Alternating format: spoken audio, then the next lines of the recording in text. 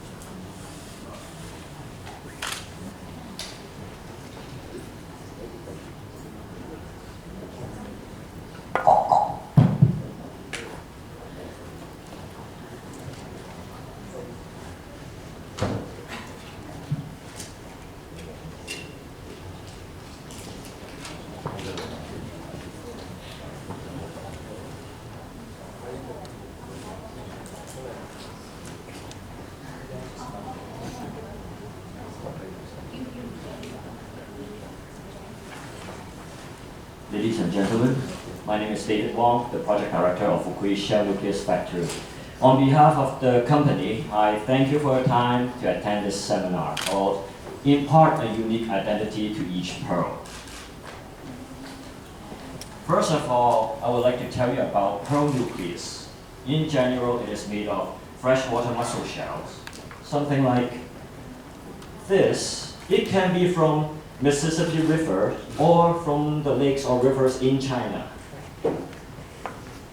The size varies. It can be from as small as 0.8 millimeter and all the way up to perhaps 6.1 bu, or we are talking about 20 milli or even larger. And why would this be the appropriate material for the pearl nucleus? That's because over 100 years ago, when Mr. Kokichi Mikomoto did a research, he found that the best material to be used as for the pearl nucleus materials would be the freshwater mussel shells, because it resembles and the most stable for the pearls. And for the price, well, the larger the pearl nucleus, the more expensive it goes. So if we are talking about something like about 30 millimeter, we can be talking about a top grade even, probably talking about $50 US per piece, so which is very expensive for a pearl nucleus, especially if you are talking about second or third grafting. In other words, growing a large pearl costs a lot. And for the production-wise, the production efficiency is only 2%. Even though you see that it is for every 100 kilograms of shells, you only get 2 kilograms. However, annually, we are talking about a production in terms of tons, tens and in tens and thousands of kilograms. So, if you look at this ratio and make a comparison to the waste produced, we are talking about a lot of waste from the production of pearl nucleus. As a nucleus manufacturer, we are to produce pearl nucleus, of course, and we are to support the pearl farmers in any way we can to provide and to fulfill the demands of the pearl farmers. However, as time goes by, we have to research and develop for improvements, because the cost increases, including labor costs, the economic crisis that we all endure nowadays.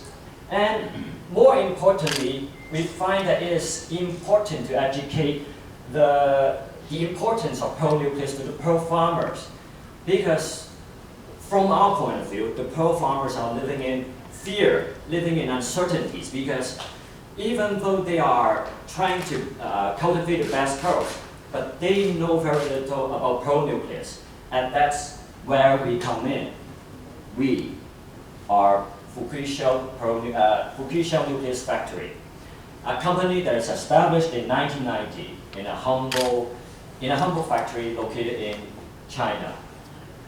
So we manufacture pearl nucleus of all grades and sizes, and with a lot of blessings, we get to supply and fulfill the demands of some of the world's most prestigious pearl producers around the world. And our techniques, we use the traditional Japanese manufacturing methods. And of course, through time, we added a little bit our own so that our pearl nucleus would be a lot better than before.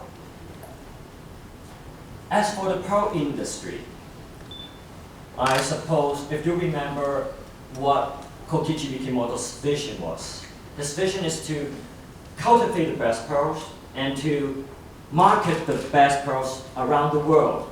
And that's what he did, and that's what everyone in the pearl industry is doing right now. And as time goes by, people want to learn more about pearls, and that's where the pearl producers as well as pearl jewelers want to educate more about the beauty of the pearls to the consumers and to the pearl lovers. And let me give you a synopsis about the pearl industry in a graphical format. In general, you have a pearl farm. The pearl farm cultivates the pearls, they harvest the pearls, and they will sell the pearls to the pearl jewelers, to the pearl businesses, designers, And ultimately, the pearls will go to the consumers or pearl lovers. And occasionally, when you get pearls of prestigious grades, they will go to the labs. They will go to the certification agencies to get certified.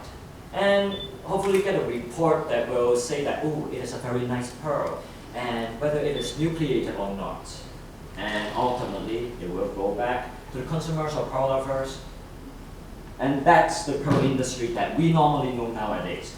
But there's actually one more participant in the pearl industry, and that's us, the nucleus manufacturer.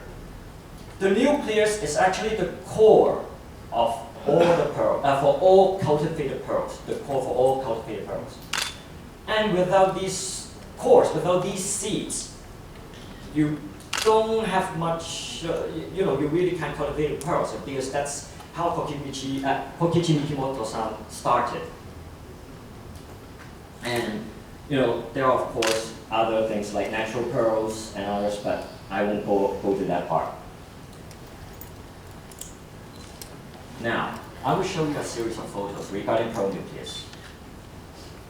They look ordinary, look white, they're round, beautifully done.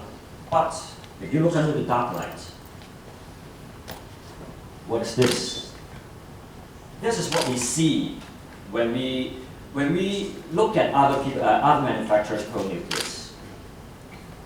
That's a bleached pearl nucleus. It created a devastating effect over the pearl industry for the past couple of years. And we could not do anything about it. Even though this is a small amount, but if we are talking about millions and millions of pearl nucleus around the world being supplied to the pearl farmers, that's what you get, that's what they get. And that's what the pearl buyers would get eventually. However, let me show you another photo. If you have good eyes, you might be able to see the difference. This is a little bit more solid. This is a little bit more shiny, transparent. But what does this mean? What does this mean to pearl farmers? What does this mean to pearl lovers like you? You see the difference? One reacts to the light of the dark light. One just absorbs it. However, does this mean that this is bleached? Maybe not. This may be just some old Mississippi River mussel shell nucleus that has been sitting around for over 10 years. The protein within maybe just dried up or died, and thus creating this kind of effect. And this, it may look like some genuine pearl nucleus that can be used by pearl farmers, but it can be the giant clams or tridacna, if you would like to call it. So we, even us, the nucleus manufacturers, are living in an uncertainty that would, if we expand this to the whole pearl industry, everyone is affected. I would like to talk about the limitations. If you just saw what I described from the pearl nucleus, imagine what would also happen in the pearl industry. First of all, we are unable, the pearl farmers actually, are unable to find out the origin of the pearl nucleus. Can they be giant clams? Can they be from freshwater shells? What kind of freshwater shells? Are they laminated? Are they treated with chemicals? Nobody knows. Next, we've got difficulties in distinguishing similar looking pearls. I've got cases where people would say, this is Australian South Sea pearls, but in reality, they are actually Indonesian South Sea pearls. Honestly, for a guy like me, who hasn't been living for a long time and I don't have a 3-generation background in terms of the pearl industry, I wouldn't be able to tell the difference between two South Sea pearls that look the same but come from a different origin. And another case that would make me so angry, I would say, we actually have a pearl shop, and a friend of mine bought a nice strand of a coil necklace for her wedding, but she went back to Canada and she got it certificated. And guess what the certificate says? it says that the whole strand is made from freshwater pearls. It is not nucleated. We have been selling pearls for a long time, for over 15 years, and that's what we get certified for. Freshwater pearl strands? Come on! No companies can brand their own pearls, and that's what everyone is trying to do today. They will try to create labels or whatever, but that is just too exterior, too external. They want to create their brand because they know their pearls. They know that their pearls are fine. They know where their pearls come from. In other words, the pearls are their children. They know their pearls inside out. They know where they come from. But if they cannot brand their own pearls, what happens? No identity. You just sell it and that's it, and everything is left to fade. In terms of the certifications, you might be able to see the traditional 5 virtues of the pearls, which is the size, shape, color, luster, and the spots. And probably an extra line would say whether the pearl is nucleated or not. And that's about it. That's what you get paid. That's what you get paid for. That's what you pay to get a certificate that doesn't have much information about the pearl. So when I look at all these limitations, I summarize the limitations that we have right now in the pearl industry. It is a lack of traceability and a lack of identification. This is what we need to do. We need to provide the ability to trace, to identify. We need something simple and inexpensive to set up and operate. And this new product cannot affect the quality of the pearl, because in the end, that's what people are buying. They are buying beautiful pearls. And I would hope that this will increase the intrinsic value of the pearls. And of course, to keep the tradition of the pearl cultivation without affecting any operations within. In other words, let them keep on growing the beautiful pearls. This is the pearl nucleus. How can we allow these kinds of nice, beautiful looking spheres to do all that kind of stuff? After over 8 years of research and development, we have inserted beads inside the oysters. We have harvested, we have tried out all sorts of experiments. We heated them, we drilled them, and we have come up with something that would provide the foundation of for this new product. And it is the laminated nucleus. And of course, probably it is quite a bit of a heated discussion right now. But we see this is the future of pearl nucleus as well. And as the technology goes improving, with the improvements in technologies nowadays, we have found something that would be suitable for this something called Fukui ID Nucleus. We combine the RFID with our own pearl nucleus. Well, basically, we put in the RFID inside the shell nucleus. It is hidden from the naked eye, and you've got something like this. It is an ordinary looking pearl nucleus that is around 50 millimeters big. You can't see anything, it's very beautiful, and I can guarantee that this does not affect the pearl's quality. And these are the facts of the Fukui ID nucleus. It looks, and it is assembled using the same materials from the shell nucleus that you find in Mississippi rivers in China, Chinese lakes or rivers. The production method is laminated. In other words, they are sandwiched together. How? I'll tell you. As for the size, because there's a limitation, but practically we can go from 1.9 mil or 5.7 millimeter, or actually a little bit less is fine, and all the way up to whatever size that the probe farmer would need. As for the price, yes, indeed, it may be expensive for the small sizes because the chip itself costs. But when we use our own methods to produce the nucleus, as well as using the chip, we found out that the price is at the cost for each large probe nucleus is much lower than the traditional probe nucleus. And I'm talking about 10% of the original probe nucleus price. And as for the production, we have improved. We improved by 5%. What does it mean? Normally, you would get only 2 kilograms out of 100 kilograms. We can now get around 10 kilograms out of 100 kilograms of shells. What this means is that we are protecting the environment. We are emitting less carbon. We are leaving less carbon footprint when we are dealing with the waste of the freshwater mussel shells.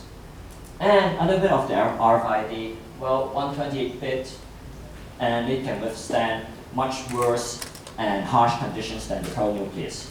So in other words, in terms of the quality and the whole thing, it can fit within a nucleus. The nucleus can be planted inside the shell, and you can just treat it, the probe farmers can just treat it like any ordinary probe nucleus that they have been using before, and still yield a probe that is genuine, that is unique, but this time with an identity.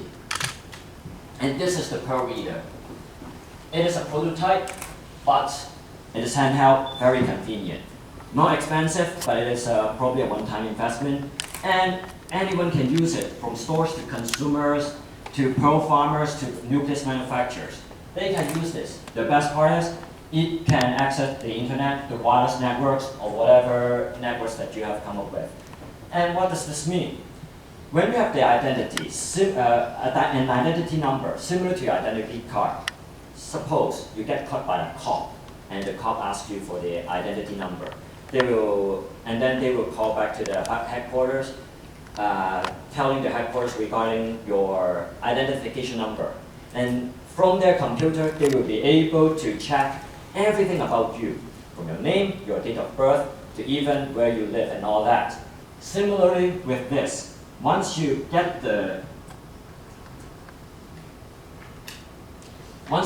probe ID number, like this, it can then access the database center, retrieve all the information that you are authorized to get, whether it be the internet, intranet, or even the cloud computing or whatever. Ultimately, everyone in the industry, even to the consumers, can access it. What does this mean?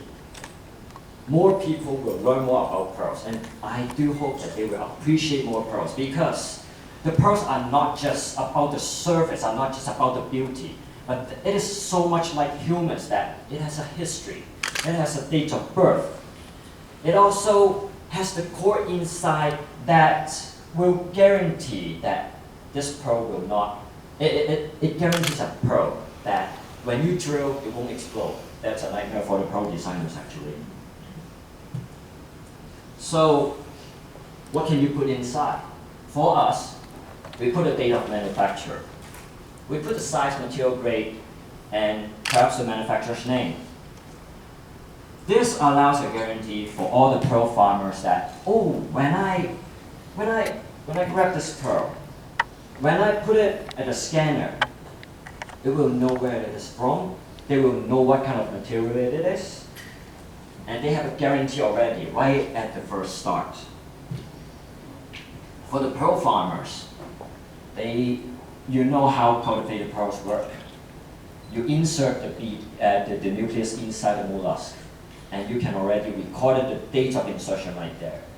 And next, you can, when you harvest it, you can also input the date of harvest inside the database, and then you have another information.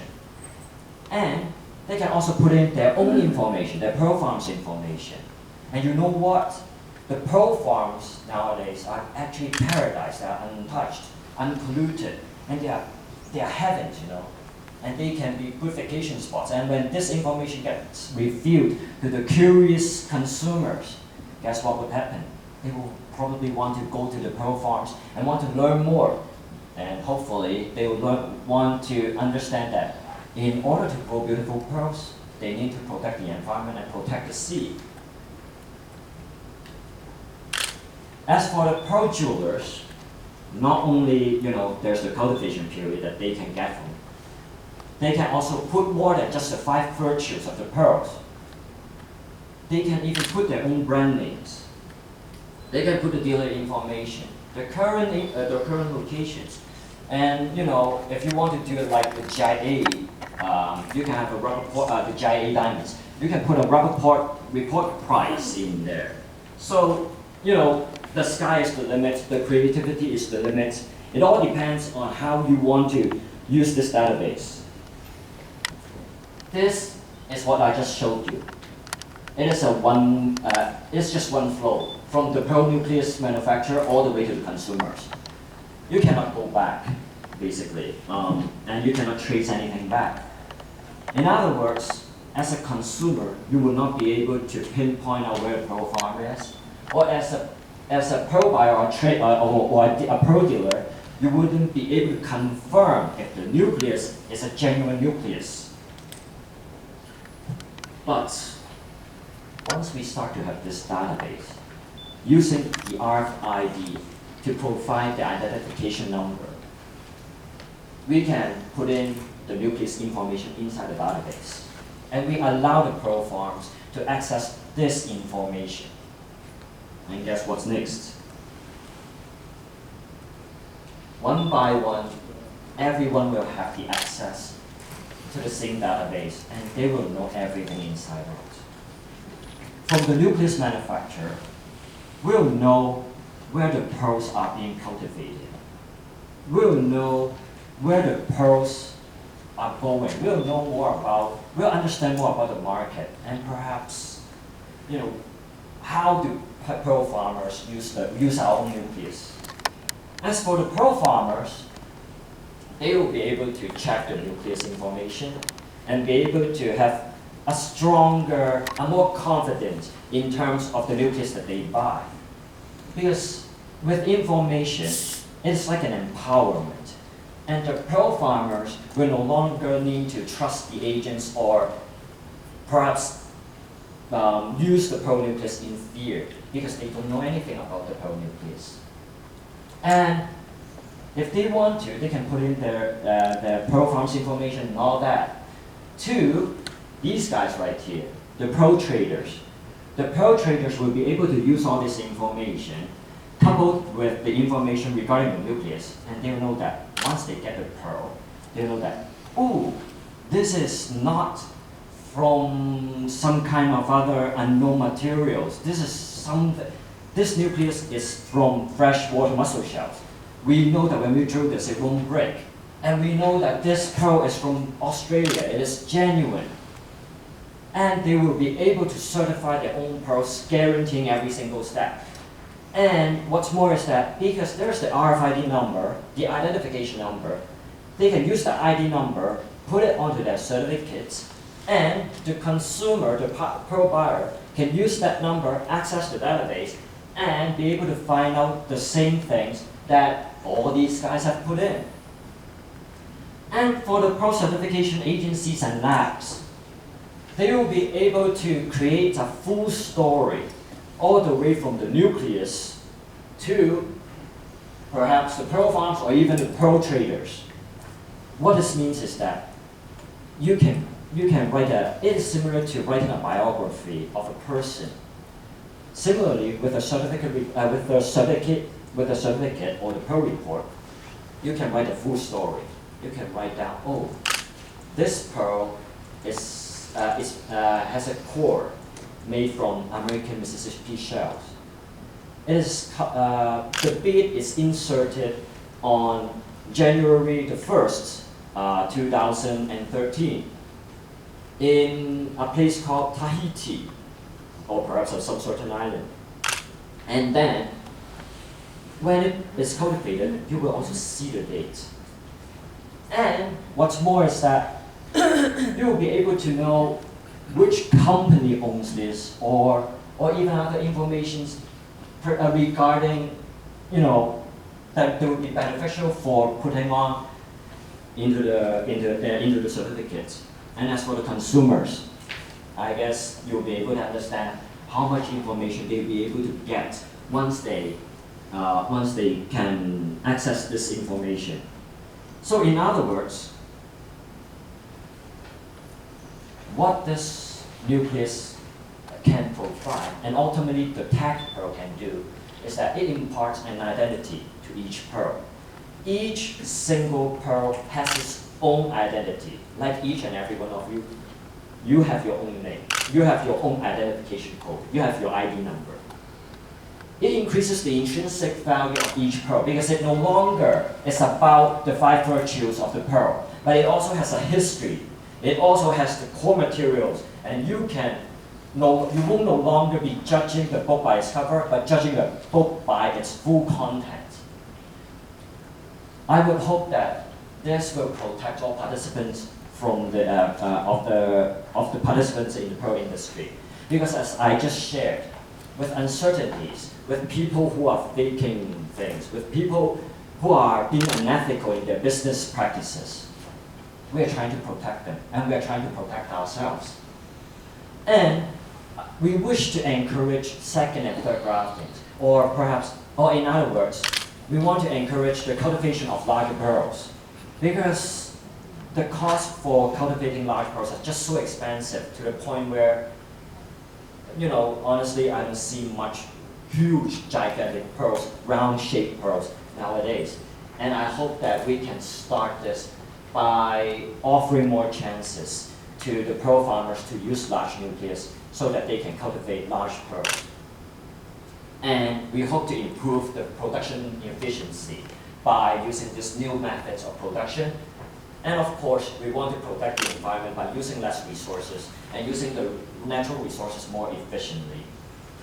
And so this is my presentation, the seminar regarding the Fukui ID Nucleus. And I thank you for your time. My name is David Wong, Project Director of Fukui Shell Nucleus Factory. If you have any more questions, or if you would like to have a longer chat, you can always go to our booth. We are exhibiting today, all the way until Sunday, at 3D 510. And there's already some extra time, and I would like to take any questions and answers from the floor.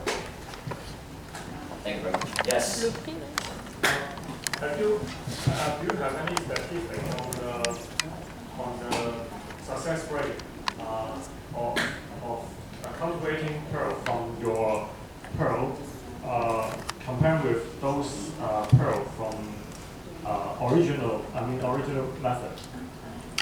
I mean, you have put in your RFID chip in. If you wish to, you can comment. Actually, yeah. Thank you for your question. Actually, right here, when we are over, you are welcome to come up here to have a look at our, I would say, products or samples. This is actually a pearl inside with a laminated nucleus, but we purposefully under-cultivated. In other words, the pearl layer is very, very thin. We want you to look at inside, and we want you to see if there are any